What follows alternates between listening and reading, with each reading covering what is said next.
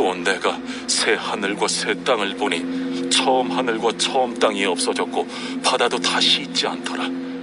또 내가 보매 거룩한 성 새 예루살렘이 하나님께로부터 하늘에서 내려오니 그 준비한 것이 신부가 남편을 위하여 단장한 것 같더라.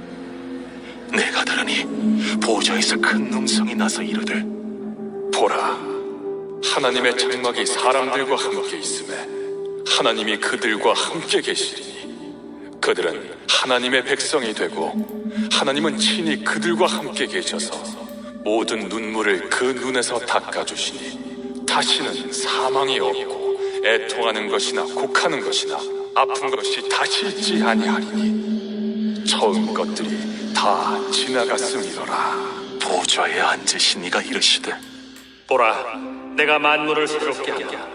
이 말은 신실하고 참되니 기록하라. 이루었도다. 나는 알파와 오메가요 처음과 마지막이라.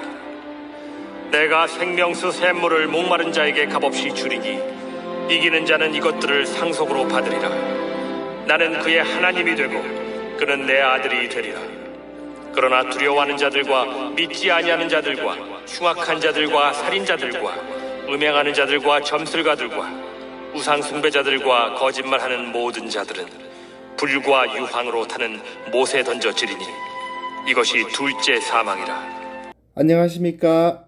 12월 19일 목요일 말씀 묵상 시작하겠습니다.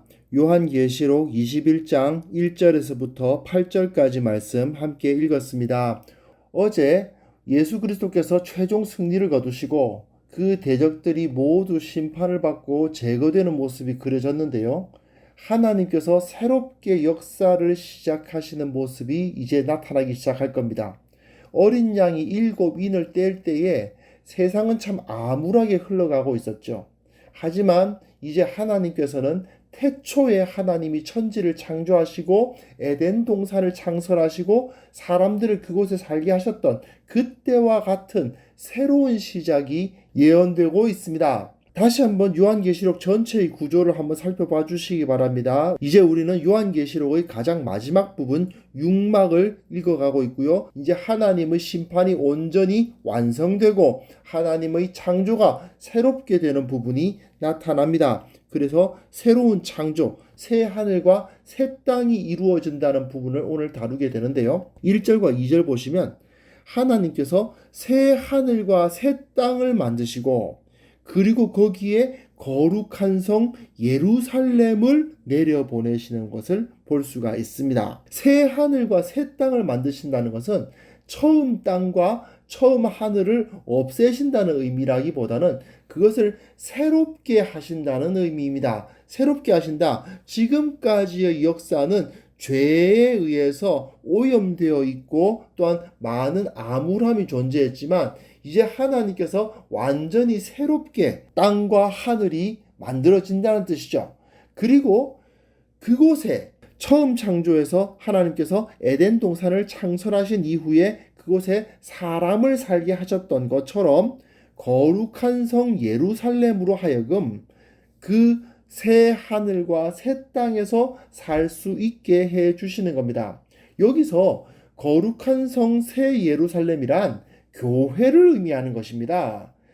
물론 신학자들 중에서 새 예루살렘을 장소적인 의미로 보는 사람이 없지는 않습니다. 하지만 널리 지지를 받는 입장은 교회, 즉 성도들, 사람들 한 사람 한 사람들이 그 공동체를 의미한다고 보는 거거든요. 그런데 오늘 날마다 솟는 샘물은 이것을 장소적 의미로 파악을 하는 입장을 선택하고 있는데요. 저로서는 조금 이해가 안 됩니다. 왜 그런 소수파 의견을 선택했는지 좀 이해가 안 되긴 합니다만은 여하튼 저로서는 거룩한 성 새 예루살렘은 교회를 의미한다고 보는 그 입장에서 묵상을 이어가려고 합니다.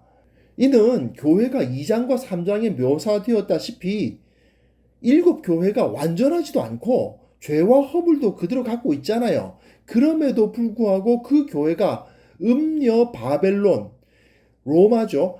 그 음녀 바벨론으로 상징되는 세상과 영적 전투를 벌이는 존재다 이 말입니다. 이 세상은 음녀 바벨론과 거룩한 성 예루살렘의 싸움으로서 이루어지고 있는데 그러나 교회는 그 거룩한 성 예루살렘으로서의 정체성을 잃지 않고 끝까지 싸우다가 마지막 심판이 있은 후에는 이렇게 새롭게 창조된 새 하늘과 새 땅으로 인도되어서 신랑을 위해 단장한 것 같이 아름다운 그 영광을 회복하게 된다. 그 이야기를 여기에 기록하고 있는 것입니다. 3절부터 7절까지 내용 보시면요.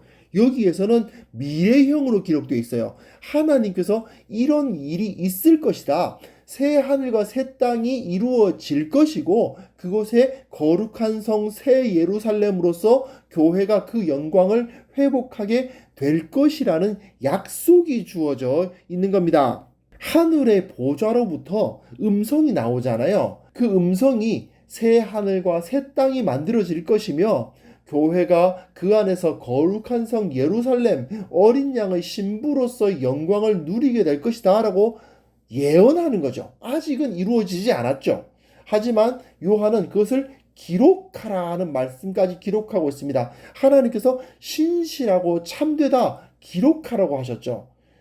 만물을 새롭게 하시는 하나님이 태초에 만드셨던 그 하늘과 땅 대신 새롭게 창조하실 새 하늘과 새 땅에서 거룩한 성 예루살렘 그 교회의 영광이 온전히 드러나게 될 것이다 이 말입니다.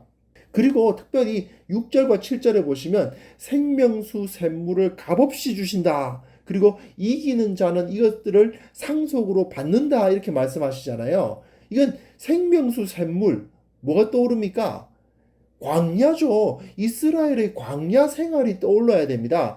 그리고 그들이 그 반석에서 나오는 물을 마시며 만나와 메추라기를 먹으면서 광야를 지나서 가나안을 정복하지 않습니까? 상속으로 받는다. 가나안을 정복하는 그림이죠.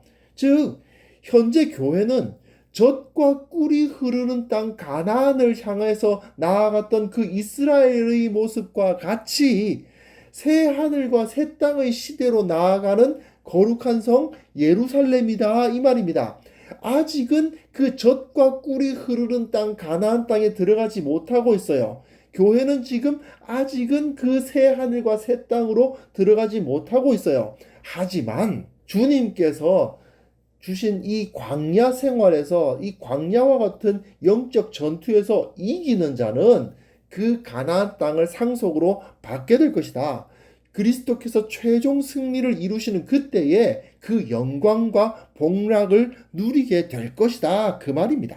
그리고 8절에 보시면 그러나 두려워하는 자들과 믿지 아니하는 자들은 둘째 사망, 그 불못에 던져질 것이다 라는 경고가 주어지고 있거든요. 이건 가데스 바네아를 떠오르게 하는 말이에요. 그 호렙산에서 언약까지 다 맺고 이제 가나안 땅으로 들어가면 되는데 가데스 바네아에서 12명의 정탐꾼을 보내죠. 근데 그 12명의 정탐꾼 중에서 10명의 정탐꾼이 우리는 다 메뚜기다. 쟤네들은 너무 강하고 우리는 너무 약하다. 우리는 저들에게 다 죽을 거다. 이런 식으로 두려워했고 또 하나님께서 저들을 너희 손에 붙이셨다. 저들은 너희의 밥이다 하였던 갈렙의 말을 믿지 않았죠. 예, 바로 이겁니다. 두려워하는 자들과 믿지 아니하는 자들의 그림은 바로 그 가데스 바네아에서 불순종했던 이스라엘의 모습입니다. 그들은 결국 어떻게 됐어요? 광야에서 다 죽었죠. 하나님께서는 저들을 흉악한 자들, 살인자들, 음행하는 자들, 점술가들, 우상숭배자들, 거짓말하는 자들 그들과 똑같이 다루실 것이다 그 말입니다. 오늘 본문뿐만 아니라 오늘과 내일 본문을 통해서 우리는 요한계시록의 진정한 저술 목적이 무엇인가를 발견할 수 있는데요.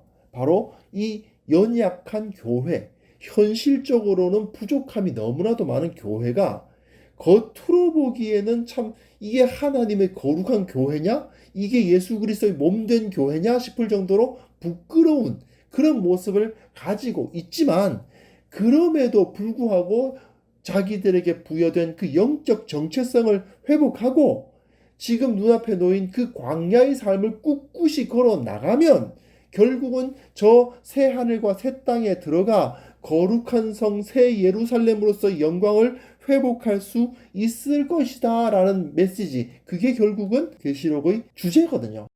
가데스 바네아에서 이스라엘처럼 하나님의 말씀을 근거로 현실을 파악하려고 하지 않고 눈에 보이는 것들, 겉으로 보이는 모습을 보면서 흔들리면요, 결국 실패하고 광야에서 죽고 말죠. 하나님의 영광에 도달할 수가 없습니다.